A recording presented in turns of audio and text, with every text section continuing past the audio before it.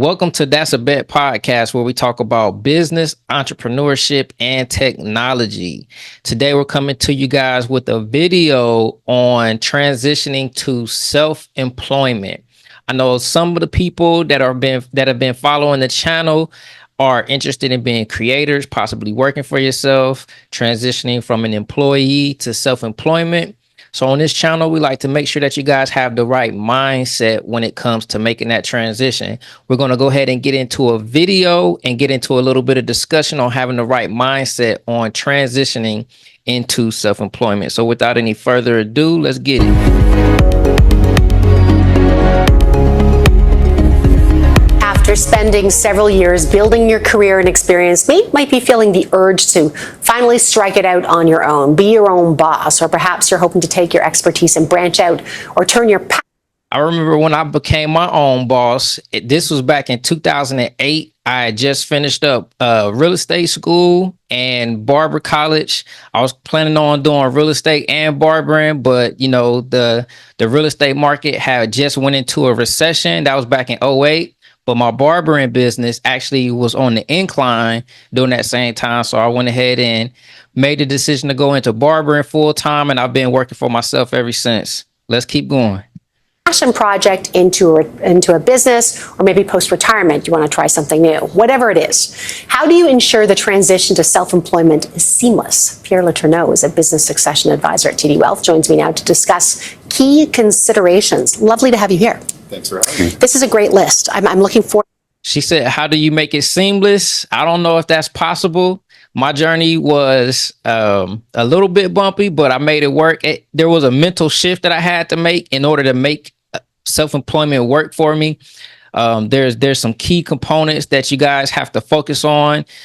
Just for example, instead of having someone bring the work to you, you have to get in the mindset of going out and getting the work, getting clients, getting customers and things like that. So let's see if this guy goes into some of those things here. To talking about this list, because it's a really great way to think about what you need to think about if you're going to make this move. What does it mean to be self-employed? Like, what constitutes self-employment? Well, like you said in your introduction, is really working on your own and being your own boss, as opposed to working for a specific employer, right? Being an independent contractor, working with different clients. It's essentially setting up your own business, starting your own business. Now, that may seem simple on the surface, but the reality is that it's not always an easy determination. So there's different factors that you need to look at to determine whether you're an independent contractor or still an employee. And so it's important to really consider that. Give me a little taste of what those. One thing that I want to say about being self-employed is that there's a mental shift that you guys have to go through when you're coming from an employee into the world of self-employment. A lot of times people expect that the work is going to be taught to them, not realizing that you guys have to go and teach yourself how to do the work. You have to go out and read self-help books or read books that are within that niche that you guys are going into. You have to do a lot of research, maybe get on YouTube and watch some people that have been through those experiences that you're about to go through. But definitely when you're going into the world of self-employment, if you want to be a creator or a service-based professional or selling your own products or anything in that nature, you have to prepare yourself mentally, because there's going to be different actions that you have to do that traditionally you wouldn't have to do as an employee. And some of those things may be challenging to you guys. A lot of people say that they want to work for themselves and be their own boss, but when the pressure turns on and you have to do those things that you traditionally wouldn't have to do as an employee, that's going to really determine if you are really wanting to be your own boss and really wanting to be self-employed. You can't say that you want to be self-employed, but don't want to go out and do advertising and marketing. Those are some things that, you have to shift your mind towards if you want to be successful at this. Control over the work and the activities, depending on is it the worker or is it the person receiving the services? Yeah. Control over who's providing the tools and the equipment to do the work. Is the worker taking on financial risk? Does the worker have the ability to work with different clients? All those factors will come in, and then also if there's a contract, what does the contract say? It's important to know that the contract isn't going to determine things. If the contract says that you're an independent contractor, contractor, but all the other factors. You know, you sign a contract when you work at a job as well as an employee. You guys sign an employee contract, and I've always felt that being an employee was taking on too much risk versus being self-employed. As a self-employed person, I was always under the impression that, you know, I can control my own destiny. Nobody can fire me. Nobody will be responsible for giving me raises, which the raises are usually only about 15 to 25% or 15 to 25 cents. I remember back in the day when I was working at a company before I became self-employed, I got a 25-cent raise, and I just, man, I just look like, man, that's crazy. I've been putting in all this work. I don't want to get into all of that because that's bad energy, and we good energy over here. You know what I mean? So yeah, just when I always looked at working at a job, I always looked at it like it was a risk because I knew that they could fire you. I knew that they could let you go whenever they wanted to let you go, just because they were reorganizing the company or because they didn't have the funds for salaries and wages. They wanted to restructure some things. You know, you don't have to do anything bad. It wasn't your performance. You just, you know, this is a bad time for us, and we're going to look out for ourselves, and we got to let you go. How many of you have been fired from a job unexpected, and in spite of having good performance at your job, you still lost your job? Let me know in the comments. Maybe that's the reason why some of you are actually looking for a side hustle or looking to go into self-employment full time, because you understand that you take away the risk of somebody else being in control of your future, in control of your destiny, how you provide for your family. I want you guys to make sure that you learn the software, the tools, the skills, the mindset that goes with being self-employed so that you guys can be successful. Let's get back into this video. Says that you're an employee. And you worked there for 10 years. And yeah, exactly. So those other factors are going to supersede the contract. Got it. And that matters for taxation, yes. Which I'm sure we'll talk about. How do you ensure that you are financially prepared to get into the world of self-employment? What do you got to think about? Planning. You need to plan for that. And I think one of the good exercises is developing a personal financial plan, first off, doing a cash flow analysis to see, you know, what your potential revenue sources are going to be. Yeah, when going into self-employment, one of the things that you guys have to understand is that your income can be a little bit up and down or unstable or not consistent. And maybe that's some of the reasons why people decide not to go into the world of self-employment, is because as an employee, your income is pretty level. You know, it goes up very gradually. It goes up stable on a stable line, and there's not a lot of ups and downs and things like that. You get PTO. You know, as self-employed people, we don't get PTO. You know, if we don't work, we don't eat. So, you know, we always try to figure out ways to create systems to make that money continue to come in, you know, when we do want to take time off.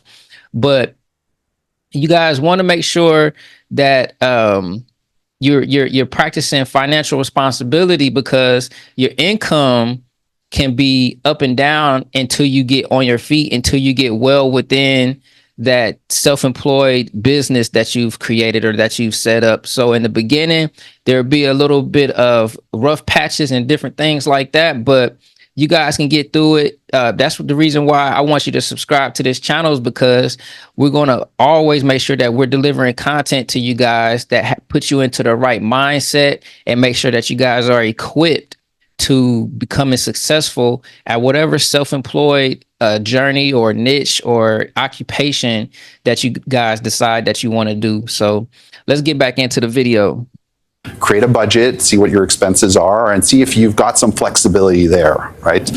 Then also probably want to make sure you have an emergency fund. Yeah, it takes a while to get clients sometimes, right? Exactly. So to set up the business, to get started. Also, you never know. It definitely takes some time to get your first client. I remember my first week of being self-employed. I was a barber, and the first week I only made $75 And that's because it was a holiday weekend. I wouldn't even have made that much money if it wasn't a holiday weekend. But then the following week, the holiday was over. I only made $35 that following week. So after sitting in the barber shop for a couple of weeks and realizing like, hey, I'm not making any money, my mind shifted, fairly quickly into, okay, I got to let people know where I'm at. I got to go get people because they're not coming in the way that I thought. Nobody's bringing me to work the way that it was when I was working at this other job. So that was definitely something I experienced as well. There could be things that you're not anticipating, additional expenses that you'll need to incur, surprises, right? So you want to be prepared for that. And then I think it's also important to develop a business plan as well too. What services are you really going to be offering? What's your target market? How are you going to reach them? Again, expenses and cash flow. Figuring that out and developing that type of plan can be very useful. What about money management? Because that's the one thing. One thing that I like to tell people that are self-employed or that want to get into self-employment, they are attracted to it because you're your own boss. There's no one that's going to be on top of you telling you, hey, I want you to do this or I want you to do that. But in reality, when you do become self-employed, you still have to treat it like a job. Like it's just that no one's going to be on top of you telling you what to do and making you treat it like a job. You're still going to have to take maybe some of those things that you've learned from the jobs that you've had in the past and figure out what's transferable from those jobs that I can use in my self-employment career so that I can function just like I'm one of those big companies. I want to make sure that I function just like one of those people that hired me to work in their job. But this time I just want to make sure I'm doing it for myself.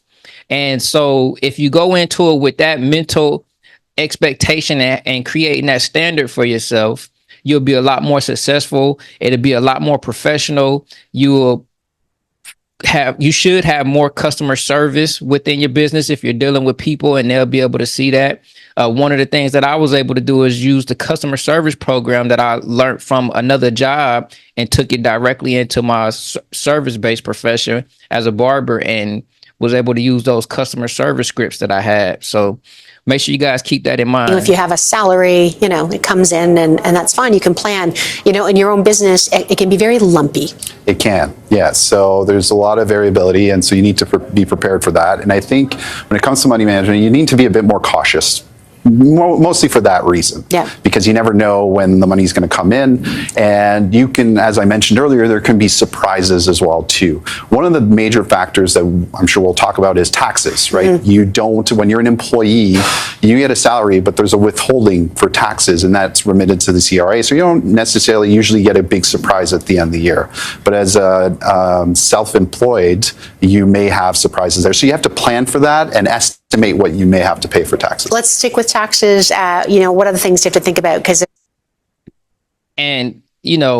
You guys got to make sure that you build a team. You got to get you an accountant. You got to get you a bookkeeper. You guys are going to have to do your taxes. You guys are going to have to focus on things that you may not have typically focused on while you were an employee.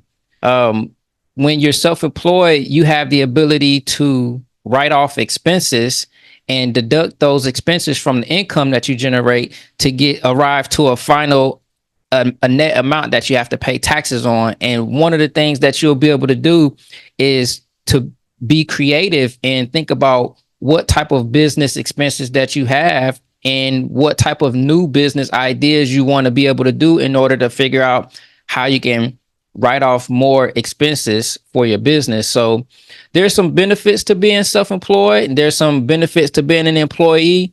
But if you're watching this video, you probably want to be able to work for yourself and go into a profession where nobody's bossing you around or telling you what to do, or your income is not limited to what they might want to pay you. You will actually get paid what you're worth in the market.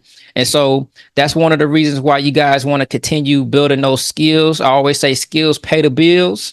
And so if you agree with that, let me know in the comments. Skills pay the bills, because that's what's important in order to gain value in the marketplace and be able to get people to exchange their money for the value that you provide for those dollars. So That's very important. If this video resonated with you, I want you guys to hit that like button and subscribe to the channel. Make sure you guys continue to stick with us. We'll put the link down in the description for our mastermind community so that you can tap in with us and connect with us. And as always, I'll see you guys in the next video.